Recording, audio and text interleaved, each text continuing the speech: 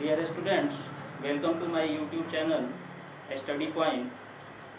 आज हम अपने इस वीडियो में इलेक्ट्रिक करंट को एक्सप्लेन करने का प्रयास करेंगे और बेटर तरीके से एक्सप्लेन करने का प्रयास करेंगे ताकि आप लोगों के समझ में बेटर तरीके से आए। तो सबसे पहले हम इलेक्ट्रिक करंट की बात करते हैं। इलेक्ट्रिक करंट से सभी परिचित होंगे। आज हमारे रेगुलर लाइफ में इलेक्ट्रिसिटी का बहुत बड़ा योगदान है। बिना इलेक्ट्रिसिटी के हम अपने लाइफ को कंफर्टली सर्वाइव आज के डेट में नहीं कर सकते। हमारे मैक्सिमम इक्विपमेंट जो हमको सुख सुविधा देने वाले हैं वो सब इलेक्ट्रिसिटी पे डिपेंडेड है। इलेक्ट्रिसिटी के वजह से ही वो रन कर रहे हैं और उनसे हम अपने दैनिक कार्यों को कर रहे हैं। तो जब इलेक्ट्रिसिटी की नाम आता है तो सभी जानते हैं कि हमारे घरों में वायर आया रहता है और उसी वायर से होके ये इलेक्ट्रिक करंट, ये जो एनर्जी है वो हमारे घरों तक पहुंचती है और इसी वायर से होके अलग अलग इक्विपमेंट्स में ये रन भी करती है। तो इलेक्ट्रिक वायर्स जनरली मेटेलिक होते हैं, मेटल्स के बने हुए होते हैं। उसके पीछे रीजन ये है कि मेटल्स ही इलेक्ट्रिसिटी के अच्छे कंडक्टर्स होते हैं। और मेटल्स ही इलेक्ट्रिसिटी के अच्छे कंडक्टर्स क्यों होते हैं, इसके पीछे भी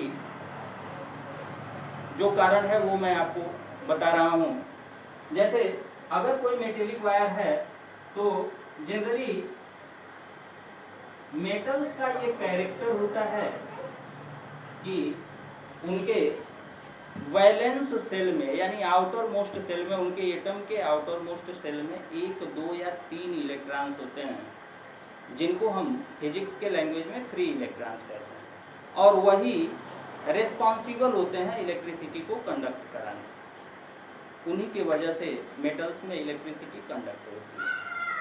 तो ये इलेक्ट्रॉन्स सभी पॉसिबल डायरेक्शन में मूव करते रहते हैं। जितने भी डायरेक्शन इनको मिलता है, जिधर भी स्पेस मिलता है उधर ये मूव करने के लिए फ्री होते हैं। मीन्स इनका मूवमेंट जो होता है वो जिग-जैग होता है। ये जिग-जैग डायरेक्शन में मूव करता है। लेकिन जैसे ही हम किसी सोर्स ऑफ इलेक्ट्रिसिटी से इस वायर को जोड़ देते हैं, किसी सोर्स ऑफ इलेक्ट्रिसिटी मान लिया बैटरी से जोड़ दिया इस वायर को, ये निगेटिव टर्मिनल है बैटरी का, ये पॉजिटिव टर्मिनल है। तो ये निगेटिव टर्मिनल इसलिए है कि यहाँ इलेक्ट्रॉन्स बहुत अधिक हैं और ये पॉजिटिव टर्मिनल इसलिए है कि यहाँ इलेक्ट्रॉन की डिफिशियंसी है, इलेक्ट्रॉन्स यहाँ कम। तो होता क्या है, जो इसमें फ्री इलेक्ट्रॉन्स हैं वो एनर्जी को गेन करते हैं और पॉजिटिव टर्मिनल्स की तरफ अट्रैक्ट होते हैं। पॉजिटिव टर्मिनल इसलिए है क्योंकि यहाँ इलेक्ट्रॉन की कमी है, प्रोटॉन्स हैं, तो फोर्स ऑफ अट्रैक्शन लगता है और ये पॉजिटिव टर्मिनल्स की तरफ अट्रैक्ट होते हैं। तो ये एक सीधे जो जिगजैग डायरेक्शन में पहले मूव कर रहे थे वो एक स्ट्रेट डायरेक्शन में निगेटिव टर्मिनल से पॉजिटिव टर्मिनल की तरफ मूव करना शुरू कर देते हैं और इस तरह से एक इलेक्ट्रॉनिक करंट बन जाता है।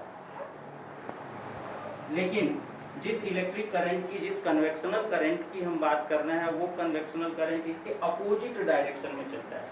मीन्स ये जो डायरेक्शन है ये इलेक्ट्रॉनिक करंट का है, इलेक्ट्रॉन इधर मूव करते हैं, ये इलेक्ट्रॉनिक करंट का डायरेक्शन है। किधर? Negative to positive terminal, negative to positive terminal. और इनके अपोजिट ये डायरेक्शन जो है ये कन्वेंशनल करंट का है, जिसको हम जानते हैं इलेक्ट्रिक करंट। कन्वेंशनल करंट का ये डायरेक्शन मीन्स कन्वेंशनल करंट जो है, कन्वेंशनल करंट ये पॉजिटिव टर्मिनल टू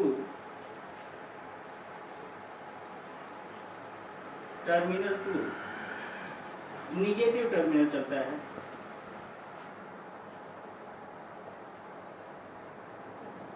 ऐसा माना जाता है कि कन्वेंशनल करंट जो है वो पॉजिटिव टर्मिनल से निगेटिव टर्मिनल की तरफ चलता है। जैसे मछलियां पानी का बहाव अगर इधर से इधर है तो वो समझती हैं कि इधर बड़ा पानी का सोर्स है तो उल्टी डायरेक्शन में चलती हैं। वैसे ही इलेक्ट्रॉन्स जब नेगेटिव टर्मिनल से पॉजिटिव टर्मिनल में मूव करते हैं तो ये पॉजिटिव चार्जेज हालांकि फ्लो नहीं करते, लेकिन ऐसा माना जाता है कि इसी धारा को पकड़ के, क्योंकि यहाँ इलेक्ट्रॉन्स हैं तो उनसे अट्रैक्ट होके और कन्वेंशनल करंट पॉजिटिव से निगेटिव टर्मिनल की तरफ मूव करता है। तो ये तो हो गया करंट का मूव करना। तो जनरली जो करंट है वो किस पे डिपेंडेंट है? इलेक्ट्रॉन्स पे। इलेक्ट्रॉन्स क्या हैं? चार्जेज हैं। तो हम इलेक्ट्रिक करंट को डिफाइन करते हैं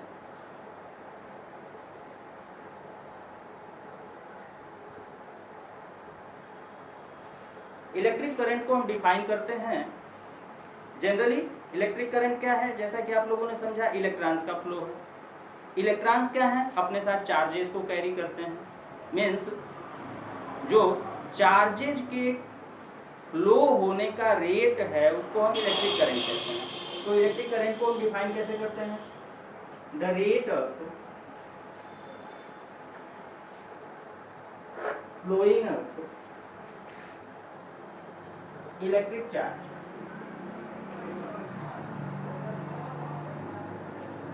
means electron is called electric current.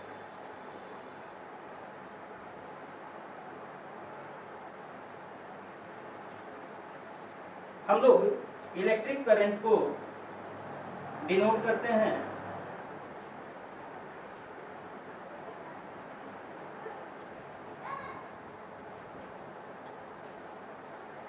I letter से। इलेक्ट्रिक करंट को हम आई लेटर से डिनोट करते हैं। तो अगर इलेक्ट्रिक करंट आई है, चार्ज को हमने बताया था पिछले वीडियो में, चार्ज को क्यू से डिनोट करते हैं और टाइम को टी से, अगर स्मॉल टी से हम डिनोट करें तो इस तरह से हम पाते हैं electric current equal to electric current is equal to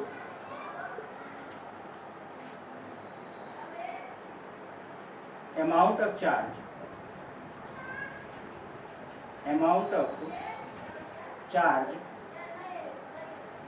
flowing, जो चार्ज का अमाउंट फ्लो करता है उसका रेट कैसे फाइंड आउट होगा? Divided by time. जब हम टाइम से डिवाइड करें, इस तरह हम पाते हैं I is just equal to Q by T। I is just equal to Q by T। तो इस तरह से हम I को मैथमेटिकली कैलकुलेट कर सकते हैं। अगर हमें अमाउंट ऑफ चार्ज पता हो और वो चार्ज कितने टाइम इंटरवल में फ्लो कर रहा है ये पता हो, तो हम इलेक्ट्रिक करंट को कैलकुलेट कर सकते हैं। इलेक्ट्रिक करंट को मेजर करने के लिए जो SI यूनिट होता है, SI unit of current,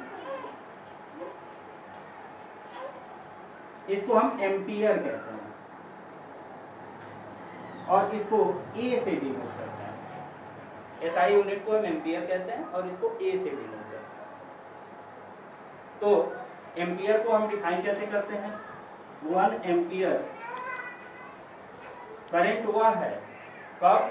1 ampere is equal to 1 coulomb charge by 1 second.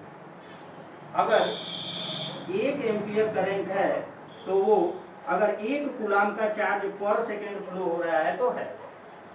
और करंट को मेजर करने के लिए जो इक्विपमेंट हम यूज करते हैं उस इक्विपमेंट को हम अमीटर कहते हैं। मीन्स इलेक्ट्रिक करंट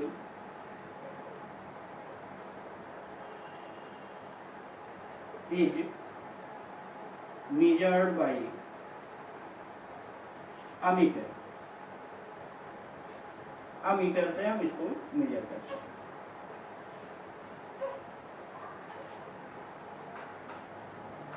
आज के लिए इतना ही।